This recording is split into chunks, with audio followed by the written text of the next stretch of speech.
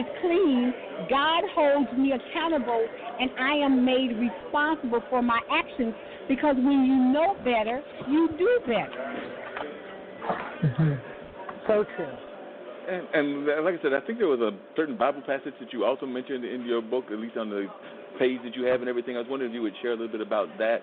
And you're so right about forgiveness, because I think that just in life in general, we don't do a good job of forgiving. Even like in relationships, when we get out of relationships, that's probably the hardest lesson that we have to learn, is to forgive both the guilty party, if there was another guilty party, or ourselves if we were the guilty party. Because I think that forgiveness is one of the toughest things that we have to face in all of our relationships. Yes. I think what you might, I don't know, there's so many passages, but the introduction in my book says, as for you, and in parentheses it says, Satan, you meant evil against me, but God meant it all for good, to bring it about that many people should be kept alive as they are today. So in other words, what the devil meant for bad, God turned it for good. That's my whole life, in a nutshell.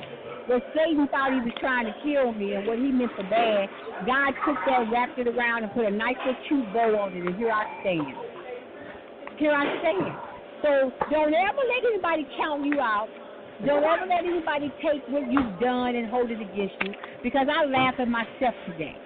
I know that all those things Satan tried to do to me, God wrapped it in a nice little bow and said, now look at her now. Now, as people have read the book, what has been some of the comments that you have gotten, and who has been some of the people that surprised you when you read their comments? Like, is there anybody that you read their comment and you were just shocked that they had even read the book, or that they even knew about you and your story, and you were pleased to learn that they knew your story? Well, several things happened. The first thing is, when I wrote the book, I have a board. My gym has 3 women that's on my board. And they are volunteer board. One's a executive for MD Anderson, and one owns her own business, and the other one works for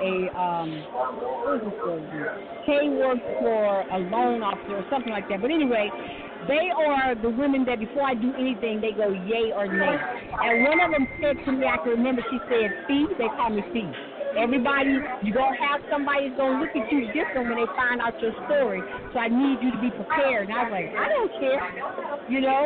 And so when I started getting people, like I went and spoke to the Physicians Association in Rochester, New York, because they wanted my opinion on the disease of addiction and how to handle that from these doctors.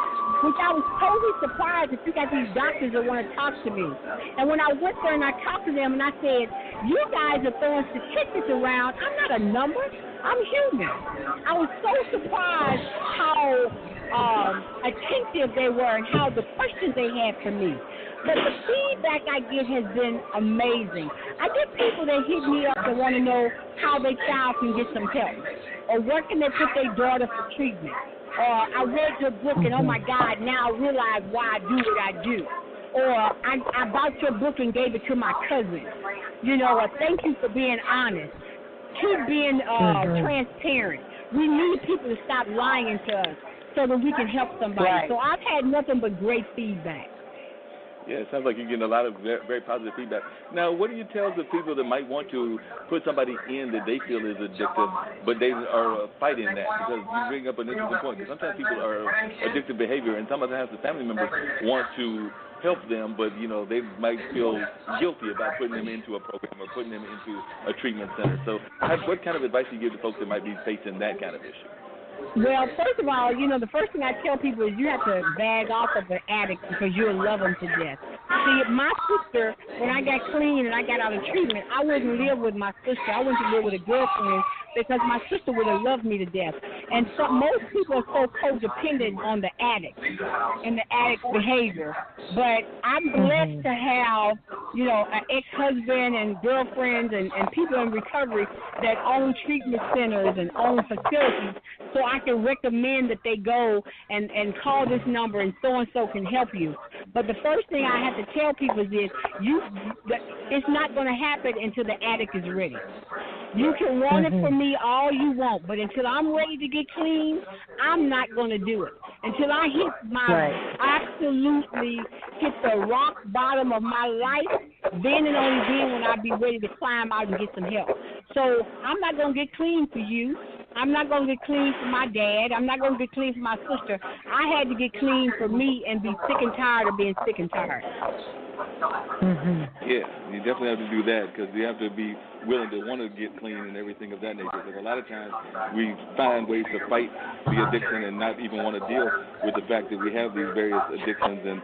But one of the things that you said that I've really found interesting is a lot of times if people are in a relationship that has gone south, and you mentioned that the husband was actually an ex-husband, a lot of times people will automatically feel that those people are writing them off. But it sounds to me that even though y'all's marriage did not work out, he is still being very much supportive of not just you but the entire family. So that's a very positive thing to hear from you, because I know a lot of times we'll hear about people that are divorced for whatever reason. There might have been the addiction, there might have been different other things that are going on in their life, but they don't get the support that they wanted from their ex. But it sounds to me that even though y'all are not a married couple, that he is still very much of a supportive person. That's right. That's right. And, it just takes what it takes for everybody. And so, addicts come in all shapes, forms, fashions, ethnicities, and whatever. It's just that when the addict is ready, they will get some help when they're ready. And sometimes I need to tell you that some of us die in our addiction because we just can't get it right. Every addict is not going to make it. Alcohol, drugs, whatever. Every addict is not going to make it. But, a lot of us do get to the point where we're in the process of recovery. Yeah, that's something that I think that a lot of times, even in the NA and the AA programs, folks oftentimes they feel that they're going to cure everybody that's in the addict. And you're right. Sometimes people are not going to make it. It's like we were talking earlier about the person that did the shooting in New Jersey earlier today that was probably going through all kinds of issues. And Dean was bringing up the point that sometimes folks are just not going to make it, that they are going to be the casualties in whatever these various battles that we're fighting, whether that's relationship battles, whether that's drug battles, whether that's addiction battles, whatever the various battles, the wars that we fight are not going to have 100% success rates. There are going to be casualties. That's right. Everybody's not going to make it, and that is just a common fact. Disease is a tricky thing. For me, like I said, I've been clean 25, almost 26 years, and I could wake up tomorrow and be in a real bad state and have to go to a meeting around somebody like me that can talk me back. And it's not about using, it's the behavior. My behavior can get out of what I call out of normalcy for me. Angry or want to be away from everybody. And so our disease never goes away. It is just at a point where it's controllable. I call it that, controllable. Because that's one of the things that my friends that belong to NA have told me is that they acknowledge the fact that they are never 100% cured, that addiction is always there with them, that they know that addiction will always be there, and that they just have to understand that it is an addiction and that temptation to go back on the addiction is always there as well. So I do know some people that have, like I said, been successful for 25, 30 years, but then there have been others that have gone back on got back hooked on whatever their addiction was, whether that was, like we said earlier, something as simple as candy or something as complex as narcotics. Right, exactly. It's that, I just told a guy at the church, I said, he said to me, oh, you just need to read the Bible. That I said, no. I am never recovered. I'm going to always be in the process of recovery, because I have to keep a handle on my disease, because my disease is cunning and baffling. And at any given time, it'll tell me, oh, you got this, you're all right. No, I'm never. No, I'm not. And so I have to be aware that I am an addict. I have a disease of addiction. I have issues. I don't think like you do. I don't process things the way you do. I'm different, and I accept that. And I think a lot of times people do not accept that, no matter what not just their addictions, but also just the way that we are all different people. I mean, we all have different ways of processing things. I mean, like I said, I don't have necessarily that kind of a different personality that you're talking about, but, I have dysgraphia, which is a form of dyslexia, and sometimes I have to understand that I'm not going to process the turns on a road the way that somebody else will. That's the reason that I don't drive it, because, it's going to take me a little bit longer to process the turn because of that little because of that disability that I have. Because, like I said, none of us have normality, and we all have our own battles that we have to face. I mean, my partner in crime, Dean, fights clones every day. Exactly. That's true. That's right. So, Dean, you still there with me? I'm still here, bro. We got about 4 minutes. I figured as much. I just want to know, as we're winding down, if you had any thoughts on both what my cousin Vernon has been talking about with the Native American dancing, and definitely what Felicia's been talking about for the bulk of the conversation about what she's doing with her gym. So you're the one that referred Felicia, so I want to know what some of your thoughts were as we learned about her book and what she's doing. Well, you know what? You went through. Thank you for sharing your story with us, and congratulations to you for the many years of recovery that you have. I know each day is a journey, but as you said on your page, the sun rose today, and if you're reading it, so did you. Another opportunity to get it right. So, you know, like, being able to, I guess, reset the clock. Each day brings a new journey. Each day brings another set of challenges. But it's basically how you deal with it, how you handle those issues, which determines what your outcome will be. So, you know, salute to both of you for keep on keeping on. I guess I'll say it like that. So, you know, very lively discussion, and we greatly appreciate you here at Straight Talk with Dean and Mark for being with us tonight.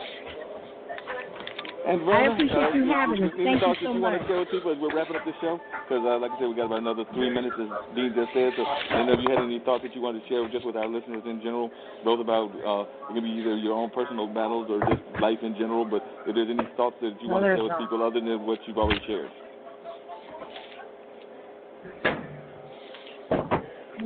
Talking to me? I'm sorry. Yeah, Verna, I was asking I was asking if there was any thoughts that you had that you wanted to share with the listeners as we were winding down the show.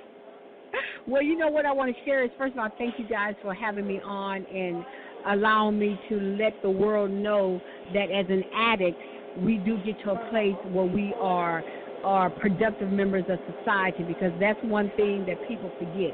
We do get to a point where God allows us to be a part of society again.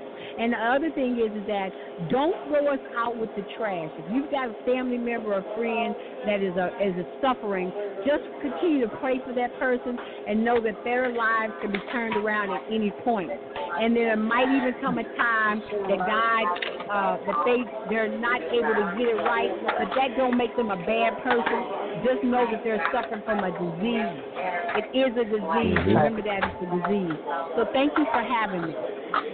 Thank you. Glad to have you, Felicia. You definitely led a lot of insight, and we're very grateful that you were able to do this and to be on the show. We'll hopefully have you back on in the near future as well, because it sounds like you just have some tremendous insight that you're always willing to lead and to share with. So definitely appreciate you being on the show, and look forward to having you back on in the near future. And like I said earlier, I will definitely be getting a copy of the book. I'm sure Dean will be getting a copy as well. So we'll be having even more things that we'll want to read after we get the book, and have even more stories that we'll be sitting there reading and going like, wow, I can't believe that she was involved in this or that. So definitely looking forward to learning more about what your story is. There's also a workbook, Dean, that goes with it. It's a book and a workbook. And so get the book, let me know, have me back on, let's talk about it, and see your thoughts. Definitely. Okay. We'll definitely do that as well. So definitely appreciate you being on the show.